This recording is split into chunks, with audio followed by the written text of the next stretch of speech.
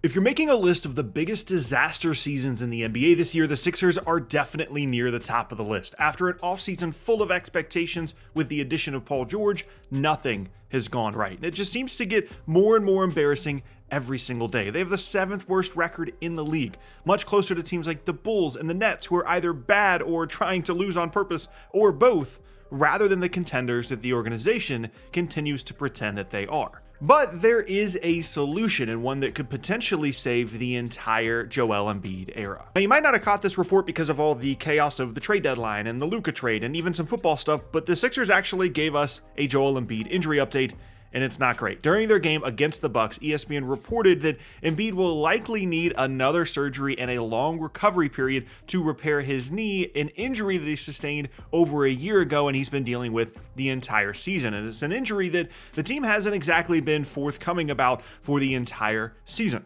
He's been in and out because of a knee issue, a knee situation, every adjective that they can give it, without ever actually telling us what is going on. Because prior to the season, we all expected Joel Embiid to come into the year, be healthy, and be ready to go. Then he missed a period of time at the beginning of the year, and he's been in and out of the lineup the entire season. And the reason for that is likely because of Embiid's activities this summer. He played in the Olympics for Team USA, won a gold medal, and I respect him for wanting to play on the team and for pushing himself to play on the team. But it's likely that the knee injury he's been dealing with in the NBA for the Sixers all season long was aggravated by him playing in the Olympics, or at the very least he wasn't as healthy as he could have been to start the season because he was playing in the Olympics. And obviously Philadelphia did not want him to go play in the Olympics. It's a decision that he made because he wanted to play for Team USA and win a gold medal, of which he was successful, but it has now put the Sixers in a very difficult position.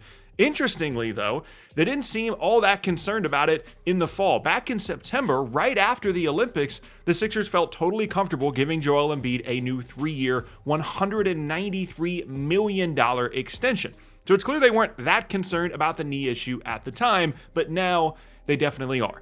Because right now, the Sixers have an aging big on a bad knee with a history of injuries that only plays half the games he plays in now, maybe, and is signed to a massive deal through the 2029 offseason. Think about how far away 2029 is. That is when Embiid's contract runs out with Philadelphia. And it's clear that the Sixers were not willing to give up on the Joel Embiid era despite the frustrations, despite all the injury issues, because they continue to double down. They went out and got Paul George with their cap space. They signed Embiid to the new extension. But had they been willing to explore trade talks for him last year or the year before, it's likely they could have gotten a ton of assets in exchange, including from a team that we know was looking for big man help this past offseason because they traded for one. The New York Knicks traded a decent amount of stuff in exchange for Karl-Anthony Towns and likely would have been willing to give up even more in order to get Joel Embiid had the Sixers been willing to hit the reset button and or had he requested a trade out of Philadelphia. There have been long-standing connections between Embiid and the Knicks, and that is an option that a lot of people pointed out at the time would make sense for both sides if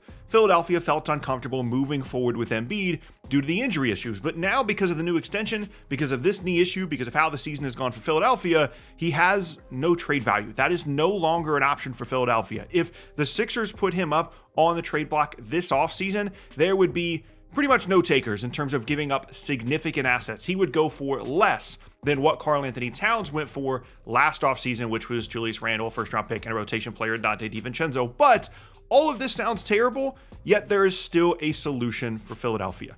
Give up on the season. Let the season go. Realize where you are. Live in reality if you are the Philadelphia 76ers. Understand that you are not a contender. Despite what you say publicly, you cannot compete with even a team like Milwaukee, much less Cleveland, much less Boston. You're not good enough. The roster isn't good enough. Embiid isn't healthy enough. Paul George is in the middle of the worst season of his career since like his second season in the league. Take the year off. And if Embiid truly does need another surgery, need a couple of months off, need a recovery timetable in order to return to something close to fully healthy, let him go ahead and have that to end this season and then have the entirety of the summer to rehab and to get himself ready and in shape, come in unbelievable shape the following season. Same thing for Paul George. Give him a ton of time to rest and just run it back next year. The thing that complicates that is they don't have access to their 2025 first round pick. That is owed to Oklahoma City, but there's good news on that front too. that pick is top 6 protected to OKC. Obviously, it would be difficult to get, guaranteed top 5 pick rights because there's a couple of teams that are pretty bad. But right now, they're 7th in the lottery odds, even if they don't do anything else. If they rest Embiid, George, and they're playing, Yabusele as like their best player the rest of the year, then all of a sudden you could maybe sneak into top 5, top 6 territory, keep your pick, get a top 5, top 6 pick and a loaded class, run it back next year with this new high-flying rookie on your team, a healthy Embiid and a healthy George, and all of a sudden the outlook for Philadelphia looks much different. The problem with all of that is that requires everybody in the organization to be on the same page, to realize that the season is over, they need to call it quits, and it's time for them to move on to something different, move on to a different plan.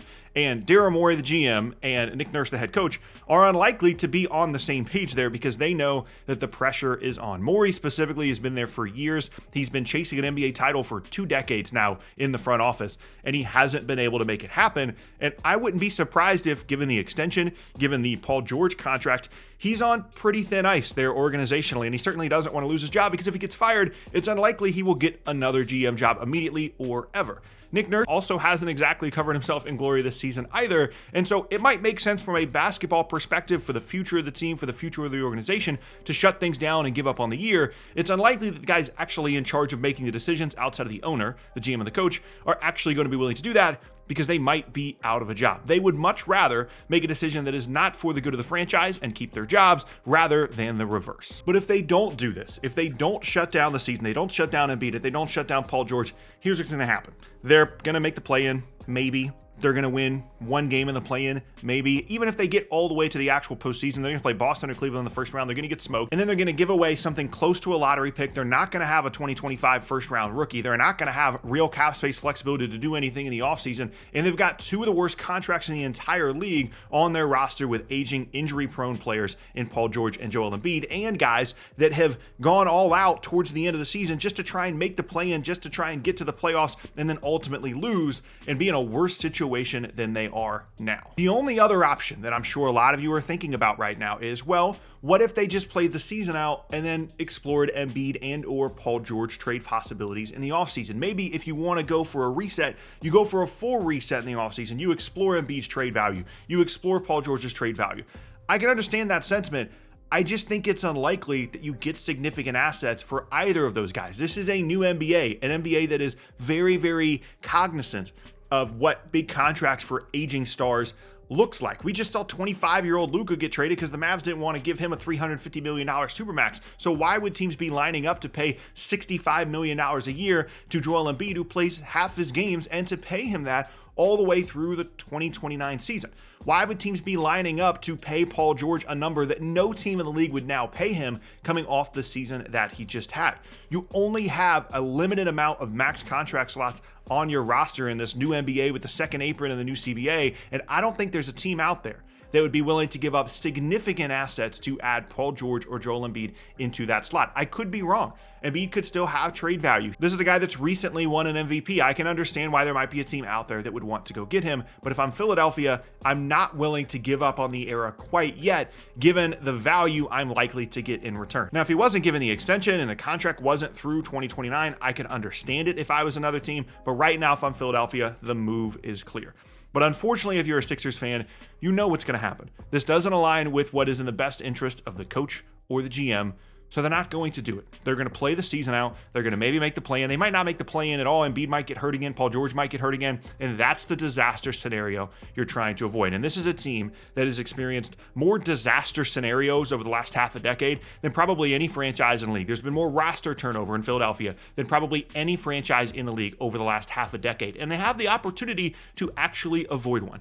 They've made a bunch of mistakes. The Paul George contract at this point was a mistake. The Embiid extension was a mistake. Embiid playing in the Olympics was a mistake. But they actually have a chance to salvage it.